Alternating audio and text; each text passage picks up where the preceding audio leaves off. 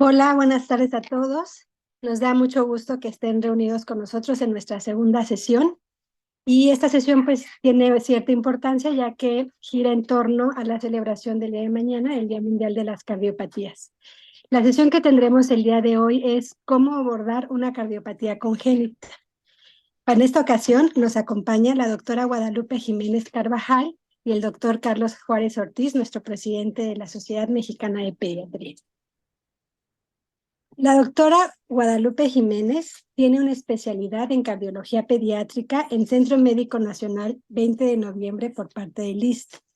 Realizó también una alta especialidad en cardiología intervencionista pediátrica en el Centro Médico Nacional 20 de noviembre. Tiene una maestría en dirección estratégica en salud por la Universidad Internacional Iberoamericana y una alta especialidad en ecografía pediátrica en el Centro Médico Nacional 20 de noviembre también en el ISSSTE. Realizó un diplomado en ecografía y ultrasonido del paciente crítico y tiene una especialidad en Derecho Sanitario por parte de la UNAM. Cuenta con un diplomado en modelos de enseñanza en salud, un máster en ecografía clínica y un máster en cardio-oncohematología. Además de ser partícipe de varias publicaciones recientes y varias de ellas con temas relacionados al tamiz cardíaco. Es miembro del Comité Mexicano para el Tamiz Neonatal Cardíaco.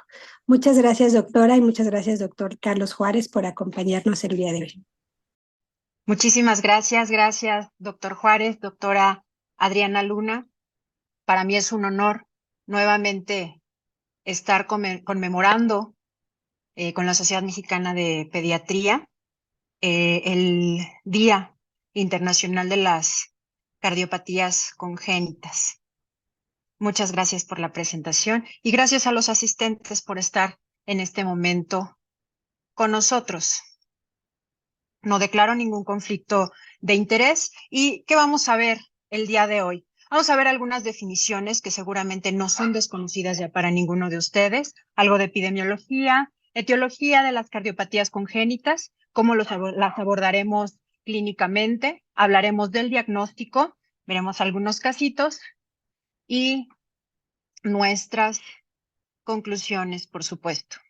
Las cardiopatías congénitas son las anomalías estructurales evidentes del corazón o de los grandes vasos intratorácicos con los que los pacientes nacen con una repercusión real o potencial. Son las malformaciones congénitas severas más frecuentes que tienen una mayor contribución a la morbimortalidad tanto de los neonatos como realmente a lo largo de la vida. Se presentan más o menos en el 1% de todos los recién nacidos y son la primera causa de mortalidad neonatal precoz y la segunda causa de mortalidad infantil. Aquí vamos a hacer un paréntesis en lo que son las cardiopatías congénitas críticas. Tenemos varias clasificaciones de cardiopatías congénitas, pero es importante que conozcamos que de ellas se derivan las cardiopatías congénitas críticas,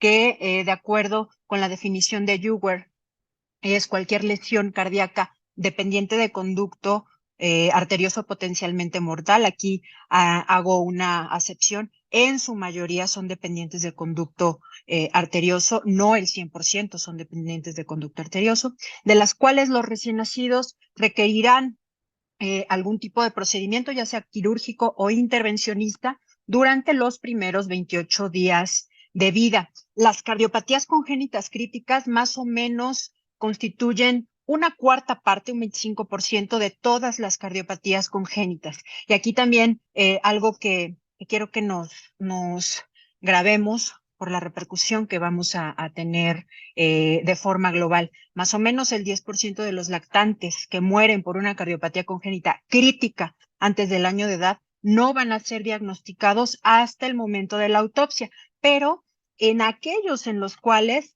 los padres hayan autorizado la autopsia en nuestro medio, todavía no es una práctica que se realice de manera continua.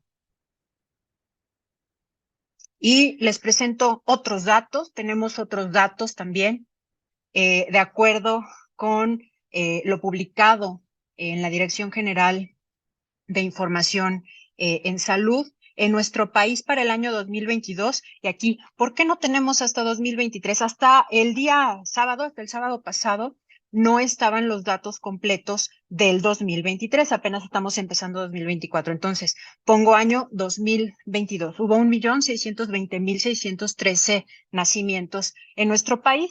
Si nosotros tenemos en cuenta dos datos que ya he mencionado previamente, que 8 de cada 1.000 recién nacidos, o sea, 0.8 a 1% de todos los recién nacidos, van a nacer con alguna cardiopatía, y de esos, 3 de cada 1.000 van a tener una cardiopatía congénita crítica. Entonces, estimamos que en 2022, más o menos 12.900 niños nacieron con cardiopatía congénita, y de esos, 4.862 nacieron con alguna cardiopatía congénita crítica.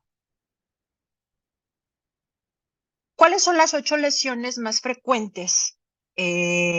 Hablando de cardiopatías congénitas, las vamos a ver en la siguiente diapositiva. Y 13% de esas cardiopatías van a estar asociadas con alguna otra. Vean, aquí tenemos la primera en orden de frecuencia, es la comunicación interventricular. Tenemos una distribución hasta del 50%, dependiendo de las series estudiadas y obviamente del país. Hasta un 14% tienen comunicación interauricular, hasta un 20% coartación aórtica, hasta un 20% también estenosis aórtica, y más o menos un 6% síndrome de corazón izquierdo hipoplásico. Esta sería la décima, ¿no? ¿Y por qué la menciono? No, obviamente, y aquí lo podemos ver, no porque sea de las más frecuentes, pero sí tiene una repercusión importante en la morbimortalidad, más del 90% de mortalidad al año de vida. La pregunta que nos hacen prácticamente todos los papás de estos pacientes: ¿por qué el niño nació con malformación en el corazón?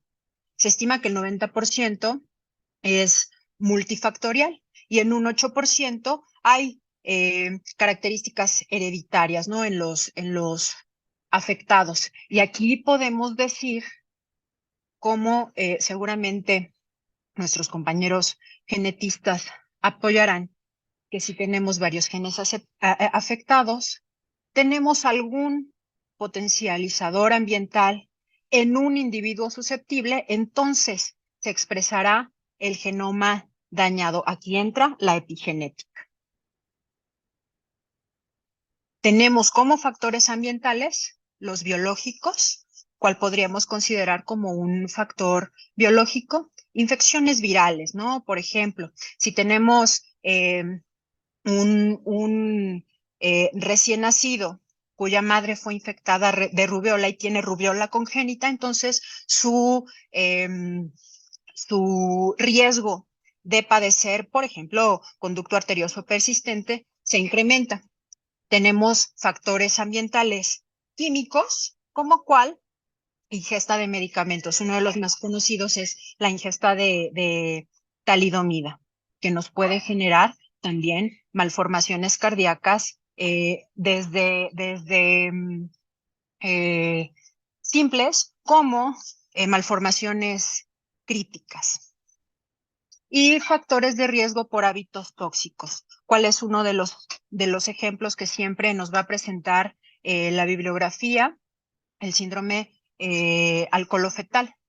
También tenemos un incremento de riesgo de presentar algún tipo de cardiopatías congénitas.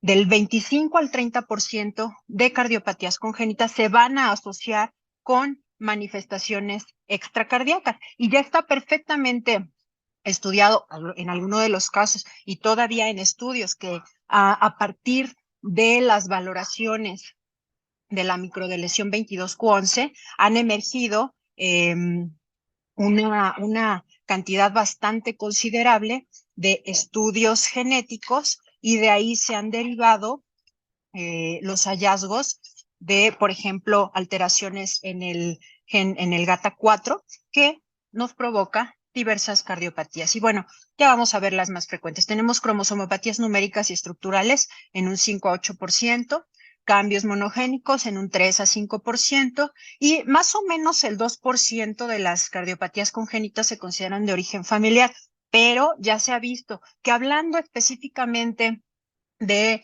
la estenosis aórtica supravalvular, hasta el 85% es de origen familiar, se presenta en más de 2 miembros de la familia. Y tenemos alteraciones mitocondriales y síndromes de genes contiguos, hablando de anomalías cromosómicas que se presentan 5 a 6%, hasta el 8%, el más conocido y estudiado, el síndrome de Down con trisomía 21, trisomía 18, trisomía 13, el síndrome de Turner, síndrome de Cri-du-Chat, síndrome de Dijort. Y si hablamos de alteraciones genéticas asociadas a cardiopatías congénitas, podemos hablar también del más estudiado, que es el síndrome de Marfan, el Ellis-Van Creveld, el Holoram, síndrome de Noonan y algunos tipos de mucopolisacaridosis. Otra pregunta también que nos hacen mucho los papás. Si yo tengo una cardiopatía congénita, recordemos que ahorita ya estamos viendo bastantes adultos con cardiopatías congénitas, ¿cuál es la posibilidad de que mi hijo tenga una cardiopatía congénita? O el hermano, si tenemos un bebé con cardiopatía congénita, ¿cuál es el riesgo de que uno de los hermanos nazca con cardiopatía congénita? Bueno, nos vamos a la cardiopatía congénita más frecuente en el mundo y tenemos un riesgo de recurrencia en hermanos del 1.6 al 3.8%. Si el afectado es el papá, tenemos un riesgo de recurrencia en hijos de 2.9 y 7.5%, y un porcentaje de recurrencia si la afectada es la mamá de 2.9 a 7.1%. Y vean ustedes, aquí tenemos los fenotipos de este tipo, de las afectaciones más frecuentes, tanto cromosómicas como genéticas. Esta foto, evidentemente, nos está mostrando pacientes con síndrome de Marfan. Esta fotografía es una de las evidencias que publicó el doctor Marfan de una familia afectada con varios miembros con las alteraciones que ya todos conocemos y que obviamente se va a asociar, hablando del sistema cardiovascular, con dilatación de la raíz aórtica. Aquí tenemos una actriz y modelo con síndrome de Down. Tenemos un paciente con trisomía 13, un paciente con un tipo de mucopolisacaridosis que se puede asociar a miocardiopatías de depósito. Tenemos aquí la carita de un paciente con trisomía 18. La 13 y la 18 muy frecuentemente se van a asociar con comunicación interventricular, comunicación interauricular, conducto arterioso persistente. Aquí tenemos en medio una ganadora del Oscar con síndrome de Turner. A las pacientes con síndrome de Turner, obligadamente les tenemos que descartar coartación aórtica. Aquí en medio tenemos un paciente con síndrome de Williams, al cual le tendremos que descartar de manera, hablando de frecuencia, estenosis supravalvular aórtica. Aquí tenemos en la esquina inferior izquierda una paciente con síndrome de Noonan, a la cual le tendremos que descartar estenosis valvular y supravalvular pulmonar y distal también de ramas pulmonares. Aquí en la parte inferior en medio tenemos dos pacientes afectados con síndrome de Holoram, a los cuales tendremos que descartarle comunicación interauricular como la más frecuente, y un paciente con fenotipo de microdeleción 22q11, síndrome de Dijort. Este paciente muy seguramente tiene algún tipo de cardiopatía congénita compleja que nos está afectando el tronco cono. A lo mejor puede ser un tronco arterioso común. ¿Cómo vamos a abordar de manera clínica entonces las cardiopatías congénitas? Pues ya tenemos de manera muy importante el abordaje prenatal. El abordaje prenatal resulta muy beneficioso, especialmente sobre el pronóstico global del paciente. Tendremos primordialmente que realizar una correcta evaluación pronóstica y esto nos va a llevar al control adecuado de la gestación y una planificación también paso por paso del nacimiento del paciente. Y esto va a derivar en un impacto positivo postnatal en el recién nacido con cardiopatías congénitas, pero no nada más en la etapa de recién nacido, sino a posteriori, ¿no? A largo plazo. Hay algunos pacientes que obviamente van a llegar a la edad adulta y va a depender su calidad de vida de el momento y la manera en la cual se le haya diagnosticado. Hay que considerar, ¿no?, que la ecografía prenatal de screening es imprescindible para la sospecha de cardiopatías congénitas. Y bueno, hablando ya, metiéndonos en materia del abordaje prenatal, debemos de saber que tiene sus indicaciones, ¿no? El ecocardiograma fetal. Últimamente se ha hecho una excelente mancuerna con los médicos especialistas en medicina materno-fetal. Detectan alguna de estas situaciones en la paciente gestante y realmente en el binomio, y entonces hacen la derivación a cardiología pediátrica, cardiología fetal. ¿Cuáles son las indicaciones? Bueno, tenemos fetales, maternas y familiares. Las fetales: malformaciones extracardíacas, hidrops no inmunitario con arritmia. Cuando el médico especialista en materno-fetal está evaluando el ultrasonido estructural y logra un plano de 4 cámaras y hay anormalidades, también constituye una indicación, y un grave retraso en el crecimiento.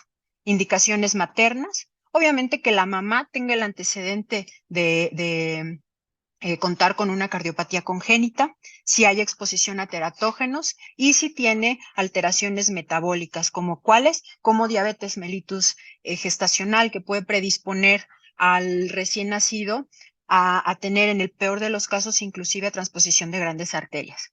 Y tenemos las indicaciones familiares, que son padres o hermanos con cardiopatías congénitas o síndromes con herencia mendeliana. Ya vimos previamente cuáles son los que más frecuentemente se relacionan y tienen un mayor porcentaje de recurrencia en los miembros de la familia. Y bueno, aquí en el ecocardiograma fetal, que es nuestra exploración física de forma prenatal, se va a ver desde el situs visceral, el situs cardíaco.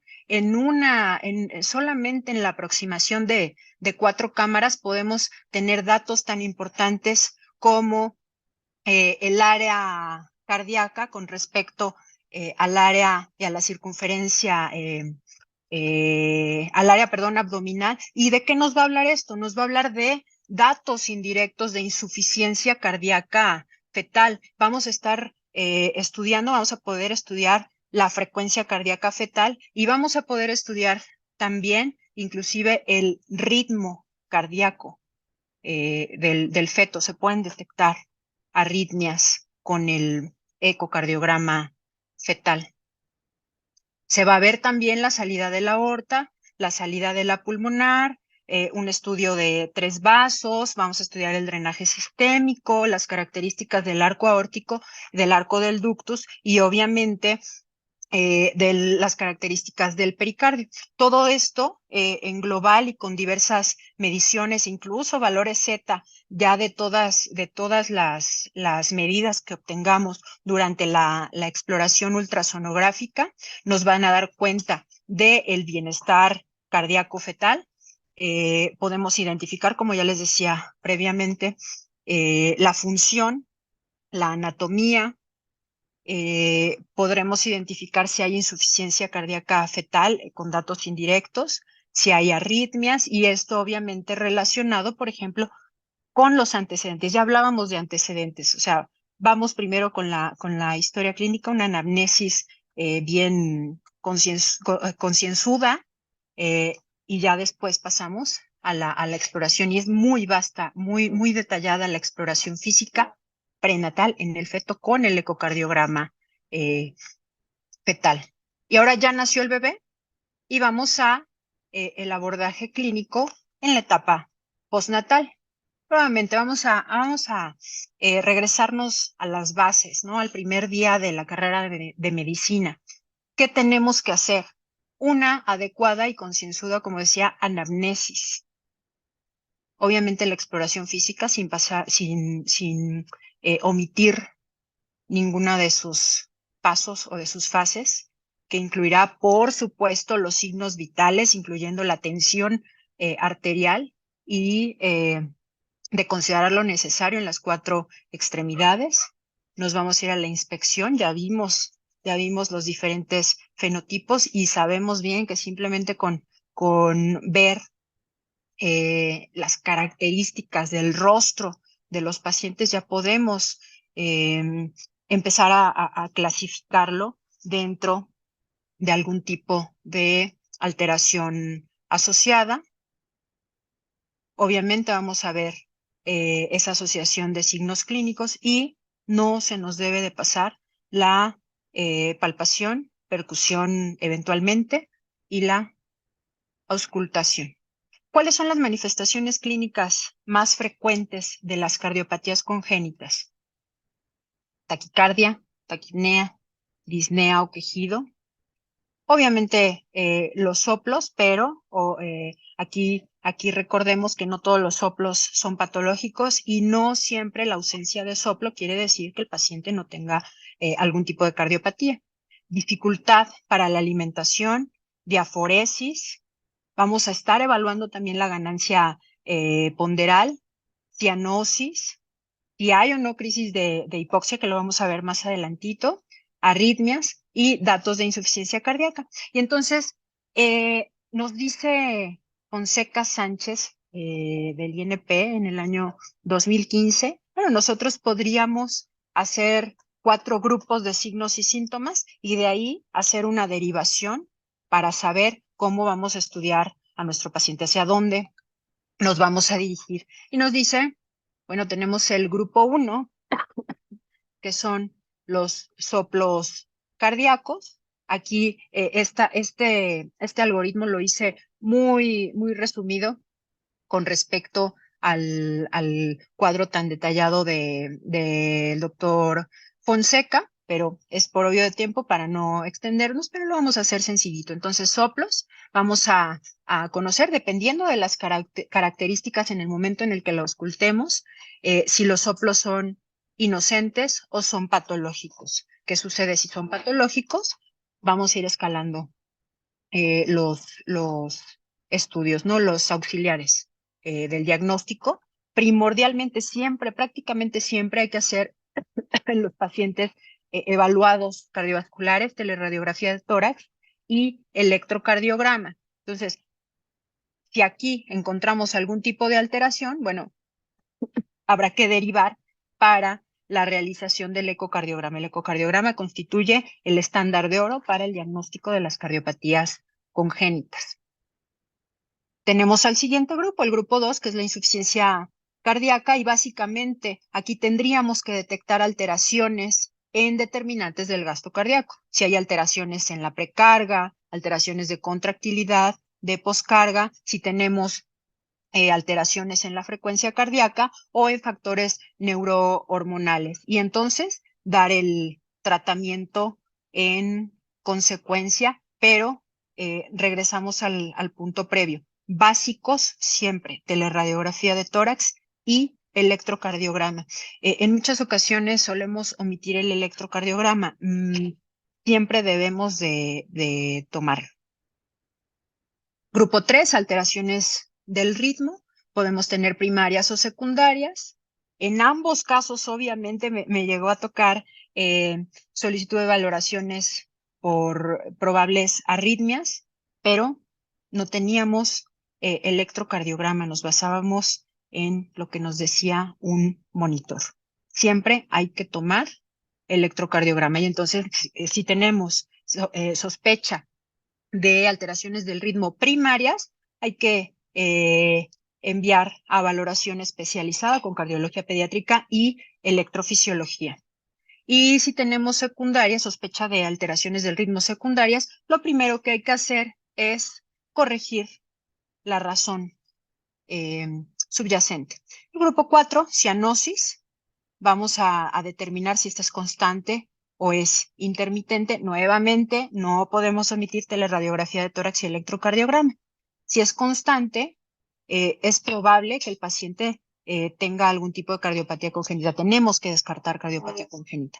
Y si es intermitente, tendremos que descartar primordialmente patología pulmonar. Aquí Fonseca nos menciona la prueba de hiperoxia. Afortunadamente ya tenemos equipos no invasivos bastante sensibles para la determinación indirecta de la hipoxemia, pero obviamente vamos a utilizar los gases arteriales para una evaluación global de nuestro paciente y máxime si este se está agravando. Y bueno, aquí no está de más recordar la clasificación de Ross modificada de insuficiencia cardíaca en niños. Esta la vamos a usar para los lactantes, para los preescolares, que todavía no podemos determinar adecuadamente la clase funcional. Y entonces aquí, clase 1 es un paciente asintomático, clase 2 podremos identificar taquipnea leve o diaforesis a la alimentación. También puede ser disnea con el ejercicio en los niños mayores. La clase 3, taquipnea importante, diaforesis importante también a la alimentación, una prolongación de tomas durante la alimentación, una escasa ganancia ponderal y una disnea también importante con la actividad física. Y bueno, clase 4 son estos síntomas, pero prácticamente en reposo. Ahora nos vamos a recordar la clasificación clínica de las cardiopatías congénitas. Sabemos que tenemos cianógenas y acianógenas. Y las cianógenas, sabemos también que tenemos un cortocircuito de derecha a izquierda. Y de aquí se van a derivar aquellas con flujo pulmonar disminuido y flujo pulmonar aumentado. Bueno, las acianógenas, de las cuales se derivan aquellas con flujo pulmonar aumentado, y sabemos si son acianógenas que tienen un cortocircuito de izquierda a derecha, y aquellas con flujo pulmonar normal, y de aquí ya podremos determinar mediante clínica obviamente y auxiliares del diagnóstico si se trata de obstrucción izquierda o de obstrucción derecha. ¿Cuáles son aquellas con flujo pulmonar incrementado y obviamente cortocircuito de izquierda a derecha si estamos hablando de las acianógenas? Bueno, comunicación interauricular, interventricular, conducto arterioso persistente, canal atrioventricular, ventana ortopulmonar. Y rápidamente también, para recordarles un poquito de la fisiopatología de las cardiopatías congénitas acianógenas de flujo pulmonar aumentado. Tenemos el esquema de un corazón normal y un paciente, el esquema del corazón de un paciente con una comunicación interventricular. Aquí tenemos el tabique interventricular con el defecto. Si nosotros sabemos que normalmente la presión de las cavidades izquierdas es mayor que la presión de las cavidades derechas, entonces sabemos que vamos a tener un flujo de sangre de izquierda de la cámara de mayor presión a la cámara de menor presión, al ventrículo derecho. De aquí esa sangre de más, por decirlo de alguna manera, que pasa del izquierdo al derecho, se va también hacia la vasculatura pulmonar y entonces hay un incremento del flujo pulmonar y en consecuencia los síntomas que vimos, que vamos a ver en la siguiente diapositiva. Y aquí tenemos igual un esquema de una cardiopatía congénita cianógena de flujo pulmonar incrementado del tipo del conducto arterioso persistente. Aquí vemos el vaso que no ha cerrado, que comunica la aorta con la rama izquierda pulmonar, y nuevamente sabemos que la sangre se va de la cámara de mayor presión al sitio de menor presión, en este caso de la aorta a la pulmonar, y tendremos hiperflujo pulmonar, así como en la comunicación interauricular, como lo vemos en este otro esquema. ¿Qué vamos a encontrar en estos niños? Diaforesis, disnea, hepatomegalia, una mala tolerancia a la actividad física. Son niños que se cansan a los 5 minutos de estar corriendo, y los papás nos los refieren como que se cansa antes que el hermanito, que el primito, que el compañerito. O sea, sí es evidente, ¿no? Detención en el crecimiento y desarrollo, y son aquellos que tienen infecciones de vías superiores frecuentes, y esto está predispuesto por el hiperflujo pulmonar. Estos pacientes, dependiendo del tamaño del cortocircuito, tendrán hipertensión pulmonar, y si la enfermedad sigue su historia natural, podrán llegar a síndrome de Eisenmenger.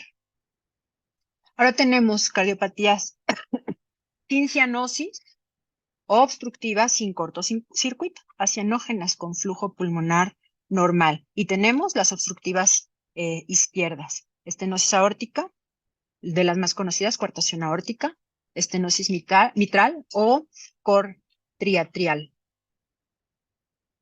Y con afectación del corazón derecho, aquí el prototipo es la estenosis pulmonar en sus diferentes grados de afectación. Y vean aquí rápidamente, recordamos la fisiopatología de una cardiopatía congénita acianógena de flujo pulmonar normal. Aquí tenemos el esquema del corazón normal, y vemos que aquí hay un estrechamiento en la aorta descendente. Tenemos una coartación aórtica, pero si observamos el esquema, no hay ningún sitio en donde se produzca cortocircuito. Entonces va a ser inicialmente una cardiopatía acianógena. Digo inicialmente porque si tenemos un recién nacido, por ejemplo, con una coartación aórtica crítica, sí vamos a tener alteraciones en la coloración. Y aquí tenemos otra cardiopatía congénita acianógena de flujo pulmonar normal. Y aquí de pronto hay un poquito de confusión en esta patología. Tenemos estenosis valvular pulmonar. La estenosis valvular pulmonar no es una cardiopatía acianógena como tal. Mismo caso que la coartación aórtica. Si tenemos un recién nacido con una estenosis pulmonar crítica, entonces la historia cambia, ¿no? Pero si encontramos un lactante, un preescolar con una estenosis pulmonar leve, moderada, inclusive severa, no va a haber cianosis. Y ahorita más adelante vamos a ver por qué no hay cianosis.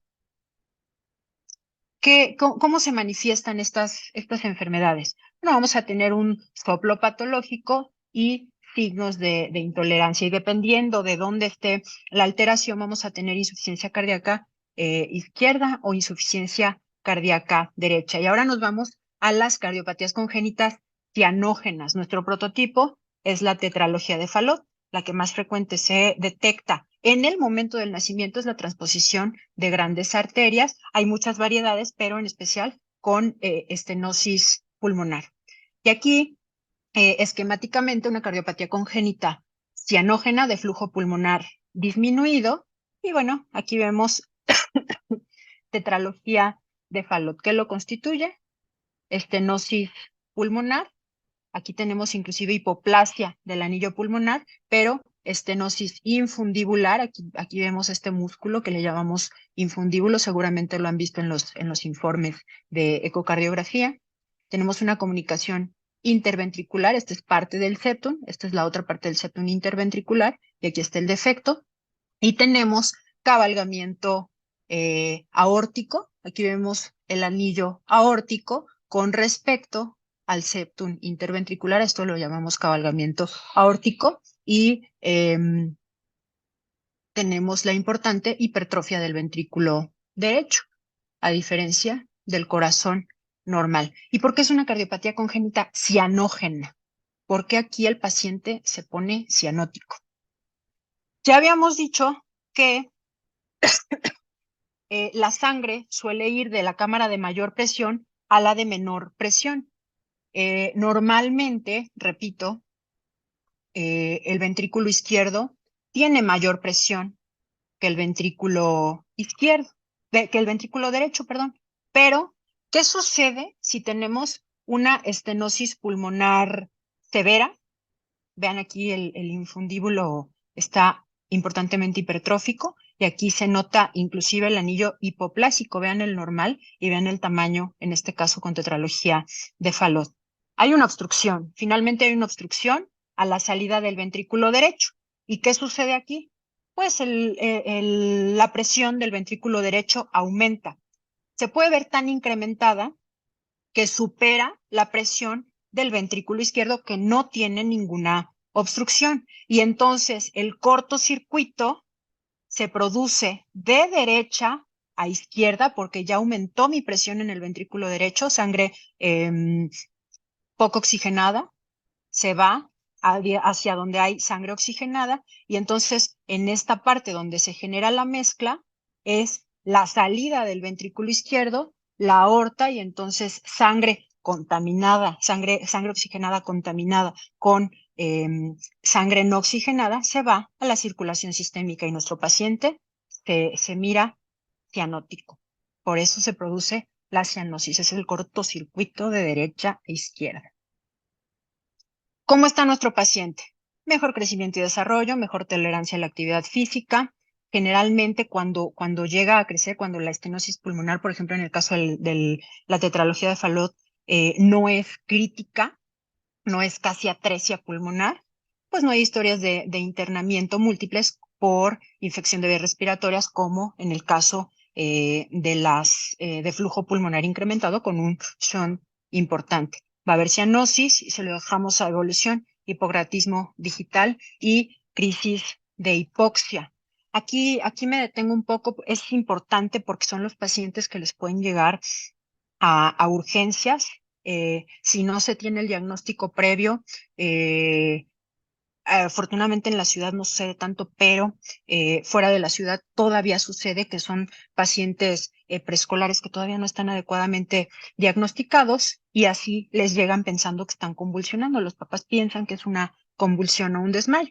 Es un complejo sindromático fugaz, tiene pródromos entre los 3 meses de edad, más o menos 4 meses, y los 2 años. Puede extenderse hasta un poquitito adelante, a lo mejor a los 3 no más, en portadores de cardiopatía congénita cianógena, en un paciente con tetralogía de Fallot, con un infundíbulo muy hipertrófico, y el infundíbulo responde a estímulos. Hay una contracción infundibular con algunos estímulos que les voy a comentar en un momento. Va a haber una disminución del flujo y de la presión pulmonar, un incremento del cortocircuito de derecha a izquierda porque se cierra el infundíbulo, aumenta más la presión del ventrículo derecho y entonces hay una disminución importantísima de la saturación de oxígeno y se eleva el CO2 arterial. El paciente se torna acidótico y puede llegar a morir.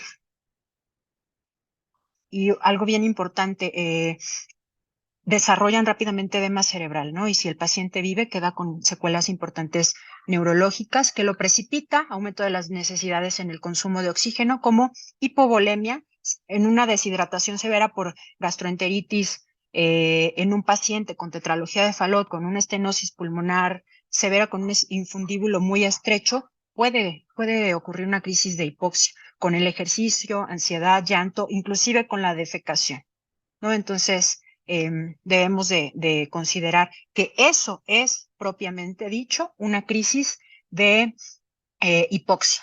Y bueno, tenemos cardiopatías congénitas cianógenas con aumento del flujo pulmonar, ya lo habíamos visto, cortocircuitos mixtos, como en el ventrículo único, conexión anómala total de venas pulmonares. Y aquí tenemos, miren, tenemos un cortocircuito mixto. Aquí tenemos cavidades derechas, cavidades izquierdas, y aquí tenemos unas venas pulmonares que no llegan a la aurícula izquierda, llegan a la vena cava superior. Aquí tenemos un cortocircuito que es de izquierda, es sangre oxigenada, a derecha llegan a la vena cava. Y un segundo cortocircuito, que es la comunicación interauricular. Ahí hay cortocircuitos mixtos. Y ese cortocircuito es de derecha a izquierda. Tenemos más presión en el atrio derecho porque ahí nos está llegando toda la sangre.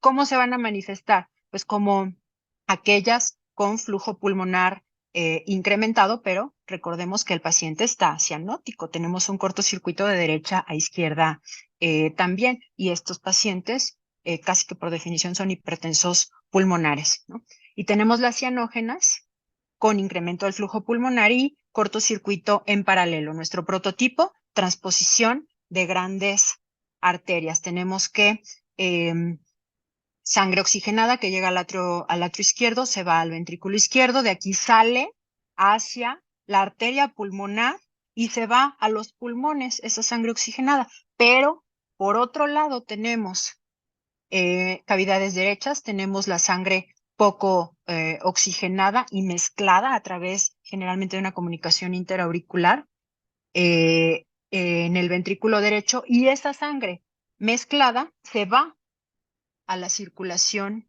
sistémica y entonces nuestro paciente va a estar cianótico y en malas condiciones, nuevamente, manifestaciones, dependiendo si el paciente tiene tal o cual eh, tipo o subtipo de transposición de grandes arterias, serán las manifestaciones, pero en general, de flujo pulmonar incrementado, nos lleva a hipertensión pulmonar y cianosis. Diagnóstico, ya sabemos, antecedentes, exploración física y paraclínicos. Nuestro diagnóstico prenatal, eh, deberíamos de considerarlo siempre, ¿no? Deberíamos de tenerlo en cuenta. Desgraciadamente, en nuestro medio, pues no, todavía no tenemos tal difusión, pero bueno, afortunadamente tenemos algunas otras herramientas, pero lo ideal es que tengamos un buen diagnóstico prenatal. Tenemos, como les decía, ya no se hizo el diagnóstico prenatal, ya nació el bebé. ¿Qué vamos a hacer? El tamiz cardíaco neonatal con oximetría de pulso. ¿Cuál es el razonamiento del tamiz cardíaco neonatal? El común denominador de las cardiopatías congénitas críticas, ojo, el tamiz cardíaco neonatal, nos ayuda en la detección temprana de cardiopatías congénitas críticas, o sea, las que nos pueden llevar a hipoxemia manifestada como cianosis. ¿Y por qué lo hacemos de esta forma? Porque no en todos los recién nacidos será notoria esa cianosis a simple vista por diversas situaciones. Y está aceptado, muy aceptado y afortunadamente difundido, porque es una prueba precisa, bien establecida, rápida, indolora y fácil de realizar. Digamos que si consideramos el checklist para que una prueba se considere como tamiz, como útil para un tamizaje de X enfermedad, el cardíaco, la oximetría de pulso, lo cumple. Obviamente ya me he cansado de repetirlo el día de hoy y siempre el electrocardiograma al cual le vamos a estudiar, ya sabemos, ritmo, frecuencia, los ejes, intervalos, vamos a ver si hay bloqueos, si hay crecimientos y otras alteraciones. La radiografía que no puede faltar, podemos ver desde alteraciones en la caja torácica hasta en la posición del corazón y en los bordes que representan una estructura diferente y que constituyen toda la silueta cardíaca. No está de más recordar que el valor normal del índice cardíaco en lactantes está de 0.6. Y vean ustedes, un flujo pulmonar normal, un flujo pulmonar aumentado, una oligoemia pulmonar. Vean esta importante cardiomegalia en un recién nacido con coartación aórtica, paciente con hipertensión arterial pulmonar severa y un paciente con colaterales aortopulmonares. ¿Qué tanto tenemos hoy en día? ¿Qué tantas herramientas tenemos hoy en día para el diagnóstico de las cardiopatías congénitas? Tenemos, vean, estas imágenes que les presento aquí son de diferentes estudios de una sola patología. Aquí tenemos, a ver, ya se valoró al paciente, ya se vio su radiografía, su electrocardiograma, pasamos al eco. Y aquí vemos un paciente en un ecocardiograma habitual, coartación aórtica, y entonces nos vamos a una tomografía con reconstrucción tridimensional, en donde podemos ver la lesión. Tenemos una resonancia magnética, en donde también se le podría hacer reconstrucción bidimensional. Vemos la lesión, además de que la resonancia nos ayuda al estudio de la función ventricular. Y este tan avanzado que es una resonancia magnética con estudio de la dinámica de flujos. Y entonces nos dice en qué parte exactamente hay una mayor aceleración. Y bueno, otros auxiliares del diagnóstico, estudio electrofisiológico, gamagrama, la prueba de inclinación, prueba de esfuerzo, estudio Holter. Y las complementarias también podemos echar mano y siempre nos será útil, biometría hemática, gases arteriales, química sanguínea, biomarcadores cardíacos. Y rapidísimo, por obvio de tiempo, les presento unos casitos y vean cómo vamos avanzando. Son pacientes que podemos ver a diario.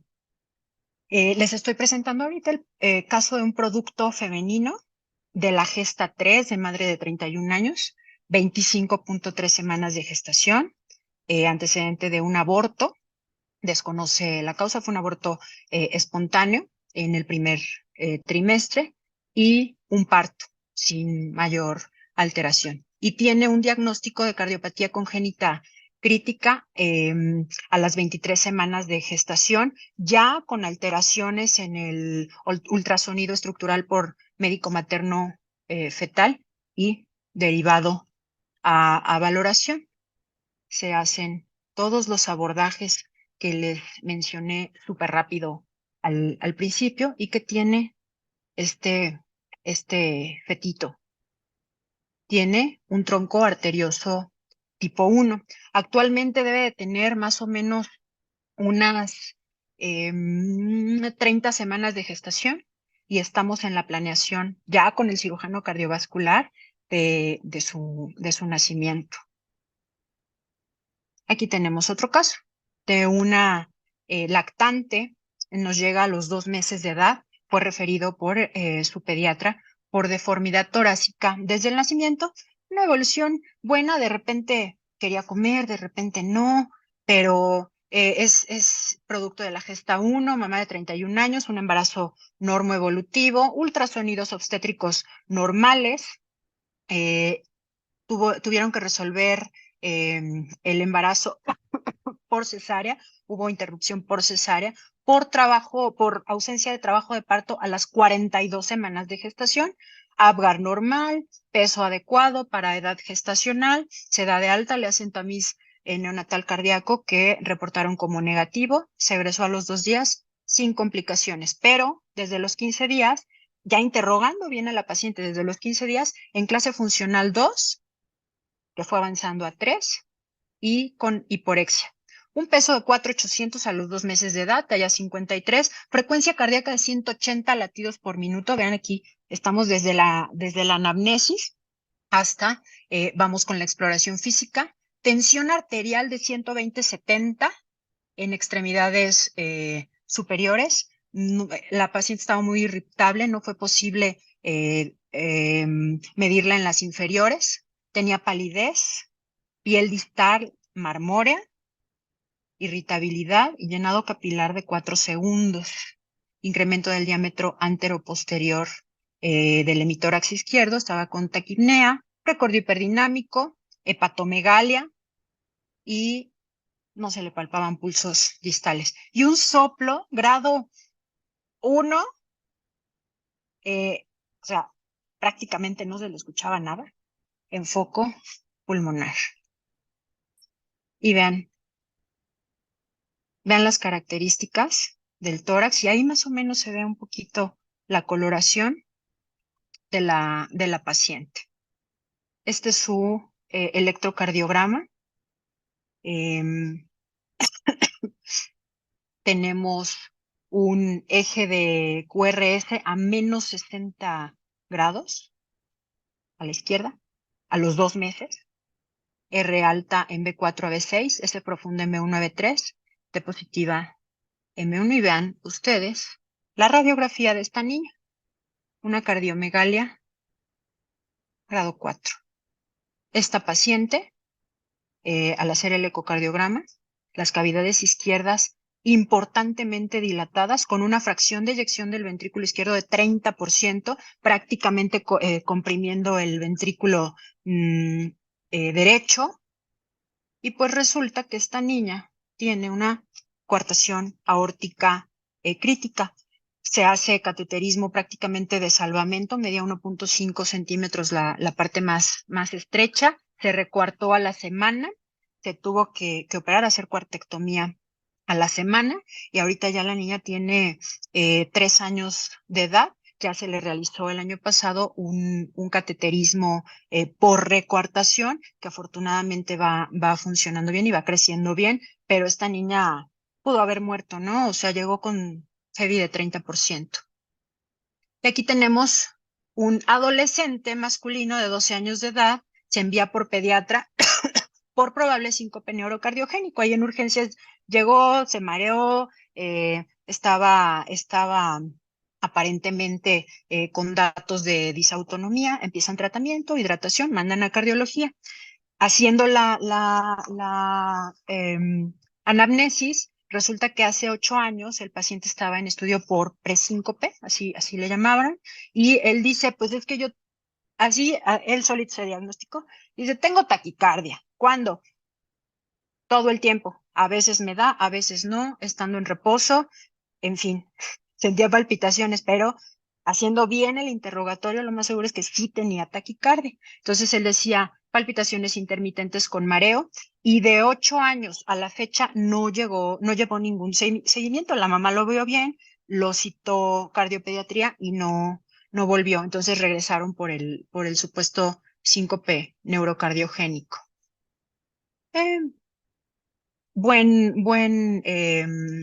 Valores Z prácticamente normales, tensión arterial de 110/60, 1.45 de estatura, las percentilas de tensión bien, frecuencia cardíaca 75 latidos por minuto, saturando normal, precordio normal, sin megalias, pulsos normales. Esta es su radiografía de tórax, prácticamente normal, y vemos el electrocardiograma.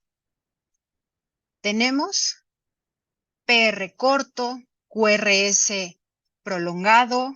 Vean aquí estas ondas características. Aquí tenemos una onda delta característica. Ecocardiograma normal, se le hace prueba de esfuerzo, todo el tiempo con ondas delta. ¿Y qué tiene este paciente? Tiene un síndrome de Wolff-Parkinson-White. Entonces, muy seguramente, sí ha cursado con taquicardia. A este niño hay que hacerle una ablación, hay que hacerle un estudio electrofisiológico y una ablación por el síndrome de preexcitación. Bueno, ¿qué concluimos? Insisto, con el diagnóstico prenatal vamos a tener un adecuado control de la gestación, vamos a poder planear el nacimiento del paciente y entonces nos va a mejorar el pronóstico postnatal. Es necesario apegarse a nuestra primera clase de medicina, ¿no? La anamnesis, inspección, palpación, percusión, auscultación. De aquí nos vamos a derivar a hacer un uso adecuado de los auxiliares del diagnóstico para llegar a un tratamiento adecuado también y oportuno para mejorar la calidad de vida del recién nacido, pero de los adolescentes y adultos con cardiopatías congénitas que cada vez van a incrementar. Muchas gracias. Doctora Jiménez, muchas gracias por su visión, por su ponencia, por la facilidad con la que da esta plática que, pues, para algunos se nos hace un poco difícil. Hay varias preguntas. La primera es de Nelson Santiago Reina. Dice, buenas tardes, ¿qué pasa con el soplo que aparenta ser benigno o inocente, que se identifica en el consultorio? ¿Cuándo puede el pediatra estar tranquilo y cuándo referir al cardiólogo? ¿O todo soplo cardíaco debe ser valorado por el cardiólogo?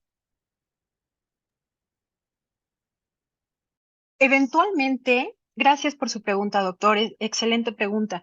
Eventualmente, y hace tiempo, se abusaba del diagnóstico de soplo inocente. Y digo que se abusaba porque me ha tocado ver más de un caso, inclusive uno catastrófico, de un paciente. Este niño nos llegó a los 8 años de edad por síncope y cianosis. A esa edad nos lo mandan a tercer nivel por síncope y cianosis. 8 años previos había sido valorado por pediatra, por un cardiólogo de adultos, y le había dicho al paciente que era un soplo inocente y que se le iba a quitar. El paciente llegó con síndrome de Eisenmenger. Era una comunicación interventricular. Tenía la presión pulmonar suprasistémica, se le dio tratamiento medicamentoso, lograron bajar un poquito las resistencias pulmonares, se cierra la comunicación interventricular por cirugía y el paciente hace arritmias letales, murió de una arritmia. No toleró ese ventrículo. ¿A qué vamos con esto? Bueno, si nosotros ya tenemos una exploración física con un soplo de ciertas características, en donde podemos decir, puede que sea un soplo fisiológico, pero además tenemos un paciente sin antecedentes importantes, si tenemos un paciente con una radiografía de tórax normal y un electrocardiograma normal, podríamos vigilarlo. Generalmente nosotros decimos, todo adolescente o puberto que tenga un soplo, hay que valorarlo sí o sí.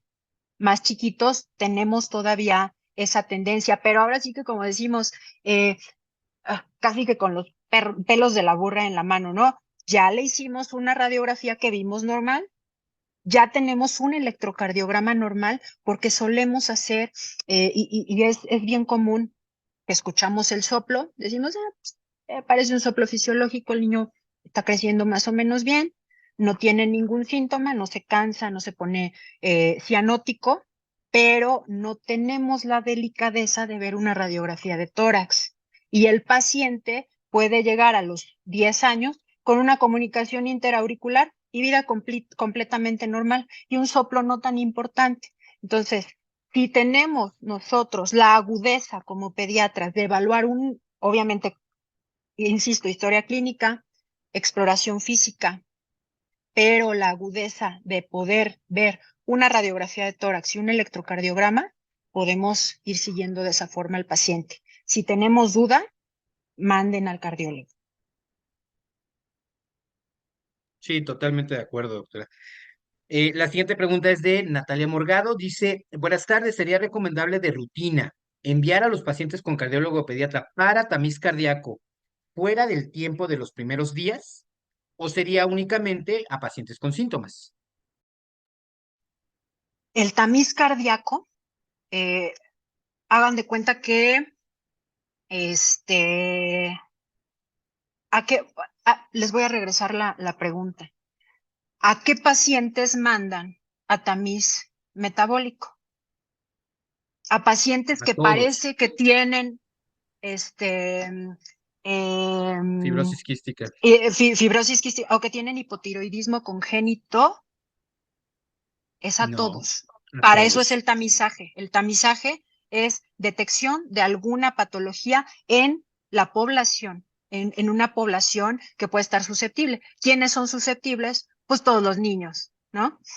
Todos Sí. los que nacen. Entonces, el tamiz debe de ser para todos los recién nacidos, idealmente arriba de las 37 semanas de gestación, idealmente después de las 24 a 48 horas de vida, pero en nuestro medio hay veces que al binomio lo egresan a las 8 horas, entonces idealmente antes del egreso del paciente, o sea, no necesariamente con el cardiopediatra, si en el hospital se realiza, hay que hacérselo antes del egreso, ¿no?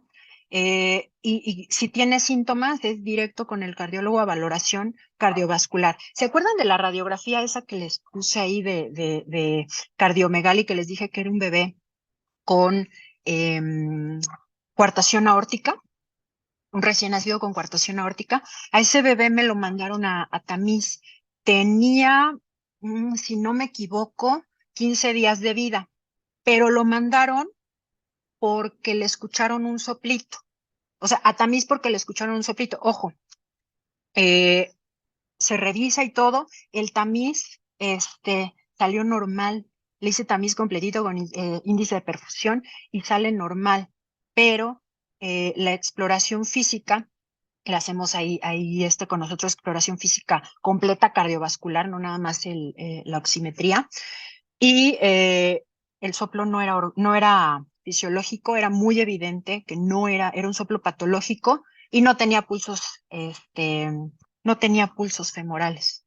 No tenía pulsos femorales ese bebé y estaba irritable. La mami no lo notaba mucho, pero estaba irritable y estaba coartado crítico. Ok, doctora, de acuerdo. En conclusión, todos. Sin dudas Sí, a el todos, tamiz ¿no? es para todos. El tamiz es para todos. Doctora, esta es una pregunta mía. En mi realidad, ver neumonía con cardiopatía es común. Entonces, mi pregunta es, en pacientes con cardiopatía congénita, tanto de flujo pulmonar aumentado con neumonía y flujo pulmonar disminuido con neumonía, y que además tiene repercusión hemodinámica, qué es lo que yo debo de esperar de la evaluación del cardiólogo en ese momento con neumonía? Se puede realizar, obviamente, la valoración. Nosotros podremos identificar, especialmente en aquellas cardiopatías con flujo pulmonar incrementado, una comunicación interventricular grande, un conducto arterioso grande. eh, podemos esperar que lo que vemos en la radiografía sea flujo pulmonar incrementado. Entonces, nosotros, ¿cómo lo vamos a determinar? ¿Cómo lo vamos a inferir? Con el ecocardiograma. En el ecocardiograma nosotros vamos a estimar de forma indirecta la presión pulmonar, que por la misma neumonía puede estar algo incrementada, pero vamos a ver las características del cortocircuito. Vamos a ver qué tan dilatadas están las cavidades, dependiendo de la patología de la que se trate. Vamos a ver también si tiene o no el paciente datos de insuficiencia cardíaca, tanto clínicos como ecocardiográficos, y entonces nosotros podremos decir si tiene neumonía, pero tiene insuficiencia cardíaca por esto, esto y esto, y entonces además del antibiótico que le corresponda y la terapia pulmonar, hay que mejorar el tratamiento anticongestivo. De pronto por ahí decimos malamente entre los bajos mundos de los cardiopediatras que son neumonías que se curan con furosemide, ¿no? Entonces hay que determinar, hay que evaluar bien a los pacientes porque una cosa no excluye a la otra. Sí, de acuerdo. La neumonía furosensible. Muy bien. La doctora Liliana Vázquez Salinas nos pregunta sobre recomendaciones en caso de tener crisis de hipoxia. Ya llegó al hospital el paciente, está en el hospital con crisis de hipoxia. Eso es motivo inclusive de otra plática, debe de estar lo más tranquilo posible el paciente. Si lo estamos picoteando, si estamos estimulándolo más, lo que va a suceder es que el infundíbulo se cierra más. ¿Y qué fármaco en todo caso le podríamos poner? Si tenemos una vía permeable, esmolol. Si no, vamos a tratar de meterle propranolol, alguno de estos dos beta bloqueadores, porque sirven para relajar el infundíbulo y entonces va a pasar más sangre del ventrículo derecho hacia la circulación pulmonar, oxígeno, si se puede tomar gases arteriales, porque los pacientes rápido caen en acidosis metabólica y hacen rápido edema cerebral también. Entonces, medidas rápidas son eso, tranquilizar al paciente, si tiene que estar cargado con la mamá, que esté cargado, o si tiene alguna vía, ahí ligeramente sedado, y el betabloqueador bien hidratado. Si es un paciente con tetralogía de Fallot, con el infundíbulo muy estrecho y tuvo gastroenteritis por rotavirus, o sea, se le cargaron las pulgas, eh, este paciente es muy probable que caiga en una crisis de hipoxia por deshidratación. Entonces el paciente debe de estar bien hidratado para que no prevalezca ese círculo vicioso de hipoxemia y más cierre del infundíbulo. Pero sí son tratamientos bien rápidos, intensivos, y se debe de actuar pronto, porque si no quedan con edema cerebral y alteraciones neurológicas, pues los niños se mueren inclusive. ¿Encarga la hidratación? Sí, Ok, llega deshidratado, sí, y luego darle su manejo, este, horario, etcétera, ¿no? A ok. requerimientos altos. Bicarbonato con gasometría o Sí, bicarbonato. sí. Ujú, A veces empiezan inclusive sin gasometría a ujú, reponer, porque ya ujú. sabemos que esos pacientes hacen acidosis metabólica, ya lo sabemos. Sí, ok, doctora, muchas gracias. Nos dice Abril Alemán, ¿cuáles son los puntos básicos a detectar en el recién nacido en la sala de nacimiento? Puntos básicos. Primero, obviamente, ya que tenemos todas las calificaciones comunes que todos sabemos, hay que hacer una exploración adecuada. Obviamente, la coloración, hagan de cuenta que están con el niño en su consultorio, es lo que siempre tratamos de comentarles. Desde la coloración, lo que calificamos en el APGAR, pero además, eh, la auscultación es importante, no nada más en la parte anterior del tórax, hay que auscultar espalda. Y muy importante, los pulsos. Muchas veces se nos van coartados aórticos críticos a su casa a los 2 días de nacimiento, como un binomio normal y un recién nacido sano, y no palpamos pulsos femorales. Se nos va mucho la palpación de pulsos. Eventualmente, ya sabemos, nuestro tamiz, lo más recomendable es que sea antes del egreso hospitalario, pero pulsos, siempre les decimos los pulsos, tenemos cierta obsesión ahí con los pulsos, porque es frecuente que se egresen coartados críticos a su casa y llegan chocados a urgencias como a la semana de vida, más o menos. Muy bien, muchas gracias, doctora. Nos, no veo aquí ya el nombre, pero dice excelente ponencia. Varios dicen excelente ponencia, doctora. Muchas gracias de verdad por estar con nosotros. ¿Podrían posteriormente invitar a la doctora para hablar de hipertensión pulmonar primaria? Claro, lo vamos a invitar, pero además busquen y pidan en SMP virtual el simposium de hipertensión pulmonar, en donde la doctora María Guadalupe Jiménez estuvo a cargo de la descripción ecocardiográfica de la hipertensión pulmonar de hace ya un par de años, ¿verdad, doctora? Creo que el año pasado, no, hace un par de años. No, Y sí, ya pues fue antes. sí, y pues la invitaremos a una nueva y también en un futuro, el doctor Fausto Méndez dice en un futuro una sesión de cómo manejar a estos pacientes en un área de urgencias donde no hay cardiólogo pediatra. Eso estaría padre, ¿no? Sí, de acuerdo. Y ya para finalizar las preguntas, ¿a qué edad gestacional se realiza ultrasonido prenatal en todos los hospitales. Ultrasonido prenatal, creo que ahí termina. Y en todos los hospitales se cuenta con especialista cardiólogo obstetra fetal. No, aquí vamos escalonados, ¿no? A la mamá gestante, a la mujer gestante, bueno, la ve el ginecólogo.